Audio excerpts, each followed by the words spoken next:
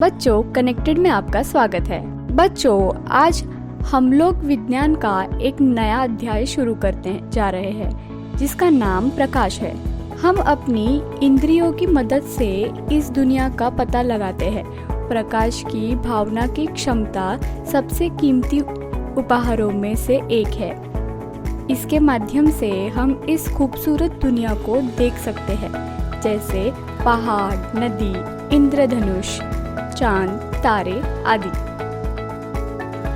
प्रकाश ऊर्जा का एक रूप है जिसे हमारी आंखों के माध्यम से पता लगाया जा सकता है।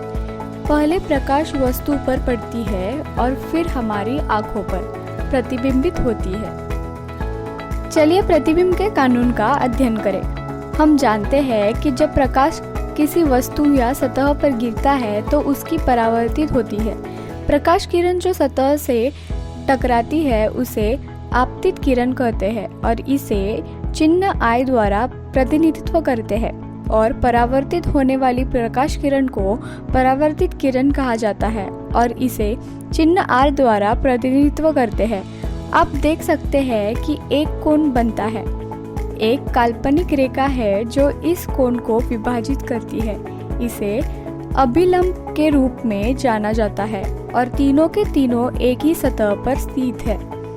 यदि आप इसे व्यावहारिक रूप से आजमाना चाहते हैं तो एक सफ़ेद कागज पर एक दर्पण को लंबवत रूप से रखें और प्रकाश की किरण फेंकें। आप इसके लिए एक लेज़र प्रकाश का उपयोग भी कर सकते हैं। फिर एक पेंसिल की मदद से एक रेखा खींचते हैं जो आपतित किरण और परावर्तित किरण को विभाजित करती है। आप पाएंगे कि चिन्ह I बराबर चिन्ह R। समतल दर्पण की संपत्ति यह है कि उस बनी छवि पार्श्व व्युत्क्रमण है, जिसका अर्थ है कि किसी वस्तु का बाईं और दाईं ओर दिखाई देगा और दाईं और बाईं ओर दिखाई देगी। प्रतिबिंब दो प्रकार के होते हैं, एक नियमित प्रतिबिंब और दूसरा विसरित प्रतिबिंब। मान ले कि प्रकाश की 5 किरणें हैं और उनमें से 5 एक अनियमित सतह पर गिरती है, इसलिए परावर्तित प्रकाश एक दूसरे के समांतर नहीं होगा। इस प्रकार के प्रतिबिंब को अनियमित या विसरित प्रतिबिंब के रूप में जाना जाता है। दूसरी ओर, यदि प्रकाश की समान 5 किरणें एक चिकनी सतह पर गिरती है तो हम देखेंगे कि परावर्तित किरणें एक दूसरे के समांतर है। इस प्रकार के प्रतिबिंब को नियमित परावर्तन कहा जाता है। स्मरण कीजिए, जब पिछली बार आप किसी केश प्रसाधन के यहाँ गए थे, उसने आपको एक दर्पण पे बिठाया था।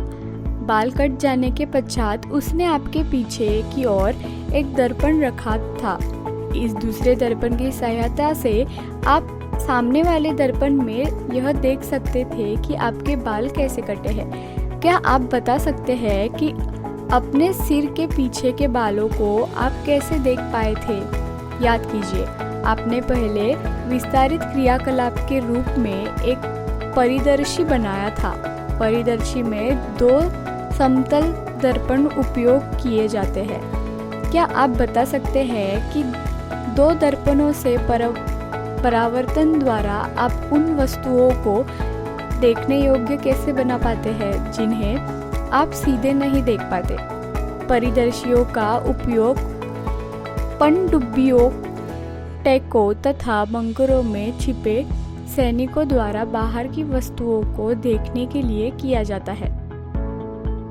क्रियाकलाप 16.5। 2 समतल दर्पण लीजिए। उन्हें एक दूसरे से समकोण बनाते हुए इस प्रकार रखिए कि इनके किरणें आपस में मिले रहे। इन्हें जोड़ने के लिए आप किसी टेप का उपयोग कर सकते हैं। दर्पणों के बीच एक सिक्का रखिए। आपको इस सिक्के में कितने प्रतिबिंब दिखाई देते हैं? अब टेप का उपयोग करके दर्पणों को विभिन्न कोणों जैसे 45 अंश, 60 अंश, 120 अंश, 180 अंश आदि पर जोड़िए। दर्पणों के बीच में कई वस्तु जैसे मोमबत्ती रखिए। प्रत्येक प्रकरण में वस्तु के बनने वाले प्रतिबिंबों की संख्या नोट कीजिए। अंत में दोनों दर्पणों को एक दूसरे के समांतर खड़े कीजिए। देखिए अब मोमबत्ती के कितने प्रतिबिंब बनते हैं। क्या अब आप यह स्पष्ट कर सकते हैं कि केश प्रसाधन की दुकान पर आप अपने सिर के पीछे के भाग को कैसे देख पाते हैं? एक दूसरे से किसी कोण पर रखे दर्पणों द्वारा अनेक प्रतिबिंब के बनने की धारणा का उपयोग बहुमूर्तिदर्शी कलाइडोस्कोप पद्ध में भांति भांति के आकर्षक पैटर्न बनाने के लिए किया जाता है। आप स्वयं भी एक कलाइडोस्कोप बना सकते हैं। क्रियाकलाप 16.6 प्रतिबिंब के खेल को समझने के लिए चलिए बच्चों हम एक बहुरूप दर्शक बनाएं। इसके लिए हमें आयाम के 3 आयताकार दर्पण स्ट्रिप्स जिसका माप 15 × 4 सेंटीमीटर हो उसकी आवश्यकता होगी। प्रिज्म बनाने के लिए उन तीनों को गोंद की मदद से एक त्रिकोण के जैसे जोड़ लीजिए। एक कार्डबोर्ड से एक बेलन यानी सिलेंडर बनाएं और उसमें एक प्रिज्म डालें। अंत में कार्डबोर्ड का एक गोल टुकड़ा रखें और उस पर एक छेद बनाएं। फिर एक गोलाकार कांच का टुकड़ा लीजिए और इसे सिलेंडर के दूसरी तरफ लगा दीजिए। फिर कुछ छोटे रंग के कांच के टुकड़े लीजिए और उसे गोलाकार कांच पर रख दीजिए।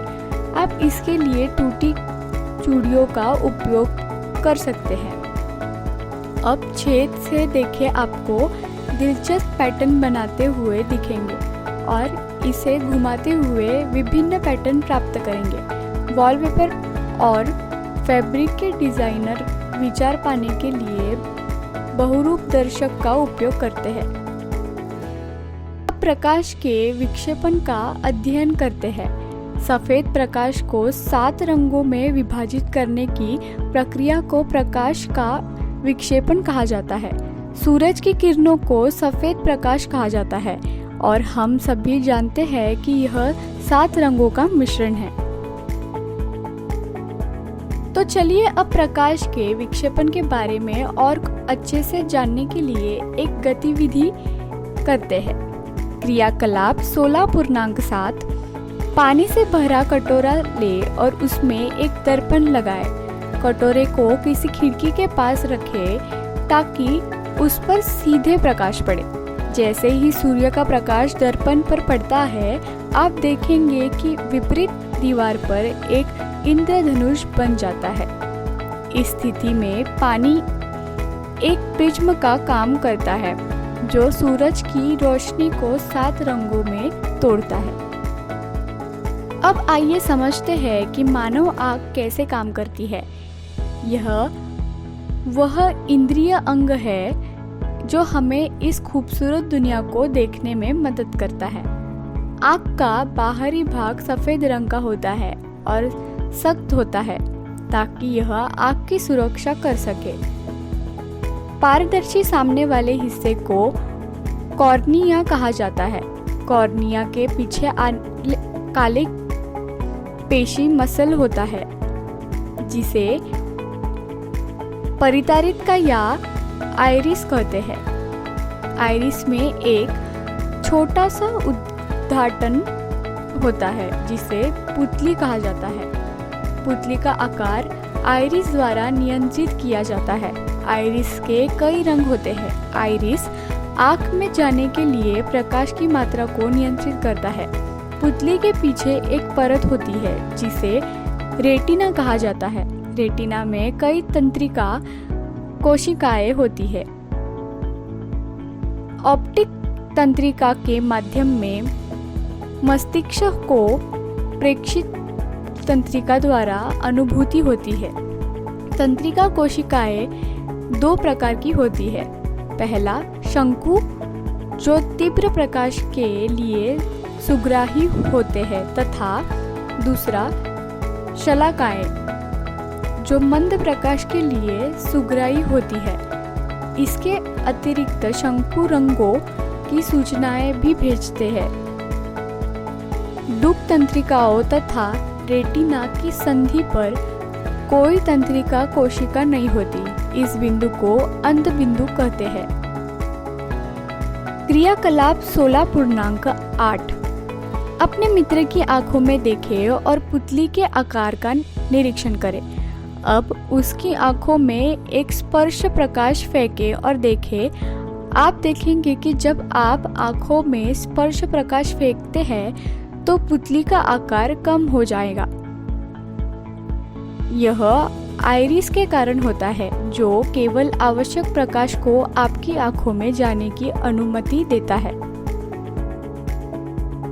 स्लाइड 15। क्रियाकलाप 16.9। किसी कागज की शीट पर एक गोल चिन्ह तथा एक क्रॉस बनाएं। गोल चिन्ह क्रॉस के दाईं ओर होना चाहिए। दोनों चिन्हों के बीच 6-8 सेंटीमीटर की दूरी होनी चाहिए। कागज की शीट को नेत्र से भुजा की दूरी पर पकड़े रखिए। अपने बाएं नेत्र को बंद कीजिए। क्रॉस को कुछ देर तक लगातार देखिए। अपने नेत्र को क्रॉस पर स्थिर रखते हुए शीट को धीरे धीरे अपनी ओर लाइए। आप क्या देखते हैं? क्या गोल चिन्ह शीट के किसी दूसरी तक आने पर अदृश्य हो जाता है? अब अपना दायां नेत्र बंद कीजिए। अब गोल चिन्ह पर देखते हुए उपरोक्त क्रियाकलाप को दोहराइए। क्या इस बार क्रॉस अदृश्य हो जाता है? क्रॉस अथवा गोल चिन्ह का अदृश्य होना यह दर्शाता है कि रेटिना पर कोई ऐसा बिंदु है जो प्रकाश गिरने पर उसकी सूचना मस्तिष्क तक नहीं पहुंचाता। प्रकृति ने हमें पलक दी है ताकि कोई भी वस्तु हमारी आंख में न समा सके। प्रकाश की आवश्यकता न होने पर वे स्वयं को बंद कर लेते हैं। आंखें एक ऐसा अद्भुत उपकरण है जो हमें इस खूबसूरत दुनिया को देखने की अनुमति देता है। हालांकि हम चीज़ों को दूर तक और करीब से देख सकते हैं, लेकिन पढ़ने के लिए 25 सेंटीमीटर की दूरी सबसे अच्छी मानी जाती है। परंतु कुछ दोषों के कारण कुछ लोग दूर की चीज़ों को स्पष्ट रूप से देख सकते हैं, लेकिन चीज़ें जो करीब से नहीं। वहीं दूसरी ओर कुछ लोग पास की चीज़ों को देख सकते हैं, लेकिन दूर की चीज़ों को स्पष्ट रूप से नहीं देख सकते।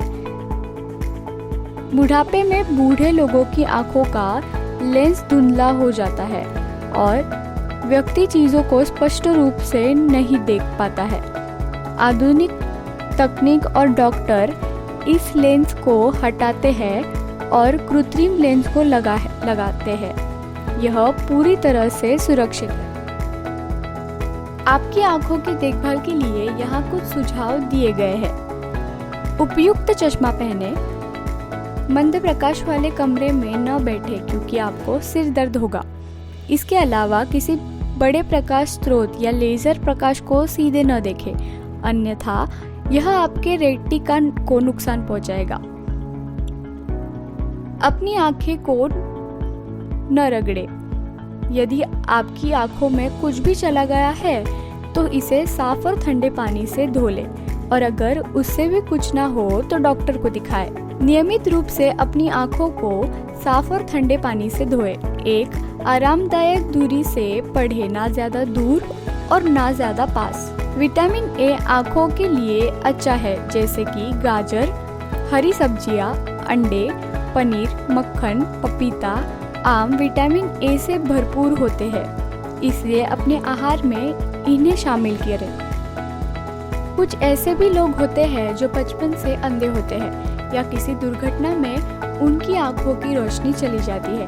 ऐसे लोग अपने आसपास की चीजों को छूकर या सुनकर पहचानते हैं। इस लोगों द्वारा प्रयुक्त सबसे आम उपकरण ब्रेल प्रणाली है, जिसका नाम लुई ब्रेल के नाम पर रखा गया है। वे जन्म से अंधे थे और अंधे लोगों के लिए एक समझ प्रणाली विकसित की थी। ब्रेल सिस्टम में 63 डॉट पैटर्न होते हैं। हर डॉट पैटर्न एक शब्द या चरित्र का प्रतिनिधित्व करता है। अमेरिका की एक लेखिका एवं प्राध्यापिका हेलन ए केरल सबवफ सर्वविदित तथा प्रेरक चाक्षुष विकृति युक्त महिला है। 18 महीने को आयु में उन्होंने अपनी दृष्टि खो दी थी, लेकिन उन्होंने संकल्प तथा साहस के कारण वह एक विश्वविद्यालय से स्नातक की उपाधि ग्रहण कर सकी। स्टोरी ऑफ माय लाइफ 1903 सहित उन्होंने अनेक पुस्तकें लिखी। चलिए पाठ पर आधारित कुछ प्रश्न पढ़ते हैं। पहला, सूरज की रोशनी रंगों से बनी होती है। दूसरा, कौन पुतली के आकार को नियंत्रित करते हैं। तीसरा, प्रतिबिंब के 2 आवेदन दीजिए। चौथा, कौन सा विटामिन आँखों के लिए अच्छा है। पांचवा, पढ़ने के लिए कितनी दूरी सबसे अच्छी मानी जाती है। यह रहे प्रश्नों के उत्तर। पहला, सूरज की रोशनी 7 रंगों से बनी होती है। दूसरा, पुतली का आकार परितारिका या आइरिस तय करता है। तीसरा, प्रतिबिंब का उपयोग सैलून में और बहुरूप दर्शक में किया जाता है। चौथा, विटामिन ए आँखों के लिए अच्छा होता है। पांचवा, पढ़ने के लिए 25 सेंटीमीटर की दूरी सबसे अच्छी मानी जाती है। बच्चों, आज का पाठ यही समाप्त हुआ। उम्मीद है कि आपको मजा आया होगा। धन्यवाद।